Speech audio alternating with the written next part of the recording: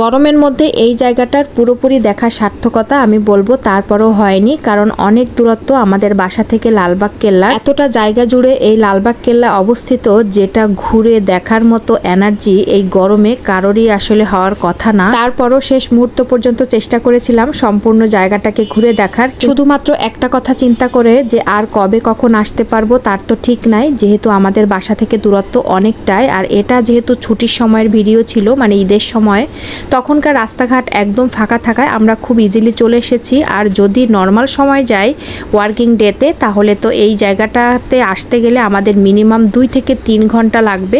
তো আসলে এতটা জার্নি করে আর এই রোদের মধ্যে, গরমের মধ্যে আসা আর কবে পসিবল হবে সেটা জানি না। বাবাটাকে দেখেই বুঝতে পারছেন ওর অবস্থাটা কি, পিছন পিঠটা একদম ভিজে আছে। তারপরও ওর বাবার মতো আমার ছেলেটার হয়েছে প্রচুর ধৈর্য, সহজে একদমই কাউকে জ্বালাবে না, বিরক্ত করবে না, ওর মতন ও আসলে মুভ করার চেষ্টা করে। বাবার সাথে হাত ধরে ধরে সব জায়গায় ঘুরেছে, একবারও বলেনি বাবা আমাকে কোলে নাও। এতটাই এনার্জি ওর, মানে আসলে ও বিরক্ত খুবই কম করে। বিরক্ত কম করে বলতে আমাকে একদমই কখনো ডিস্টার্ব করেনি, এটা আমার জন্য অনেক লাকিলি একটা ব্যাপার আমি মনে করি। খাওয়া বলেন, ঘুম বলেন, সব কিছুতেই ও শান্তশিষ্ট। তো যাই হোক, আর এখন আমরা তো খুব টায়ার্ড, বেরিয়ে পড়েছি ওখান থেকে গন্ডির ভিতর থেকে। এখন কয়েকটা আইসক্রিম কিনে নিলাম, বাটি আইসক্রিম কিনে নিলাম যাতে খেতে সুবিধা হয় রাস্তার ভিতরে। তো এখন আমরা চলে আসলাম মেট্রো রেলে। যাওয়ার সময় তো সিএনজিতে গিয়েছি, আর যেহেতু শুক্রবারের দিনের একটা ভিডিও, মেট্রো রেল 3টার আগে ছাড়বে না, যার কারণে আমরা সিএনজিতে গিয়েছিলাম যাওয়ার সময়, আর আসার সময় মেট্রো রেল পেয়ে গিয়েছি।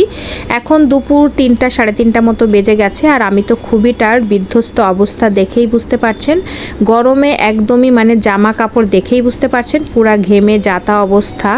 আর এখন মেট্রো রেল আসার অপেক্ষা করছি কখন মেট্রো রেল আসবে। আর এপাশে তো ক্ষুধা এত পরিমাণ লেগেছে, কিছুটা আইসক্রিম দিয়ে পেট ভরেছে, কিন্তু দুপুরের লাঞ্চটা তো করতে হবে। তো আমি ভাবছিলাম বাসায় গিয়েই একবারে লাঞ্চ করব, কিন্তু ওর বাবা সেটা হবে না। এখন হচ্ছে মিরপুর 10-এ চলে আসলাম একবারে আমরা মেট্রো রেলে।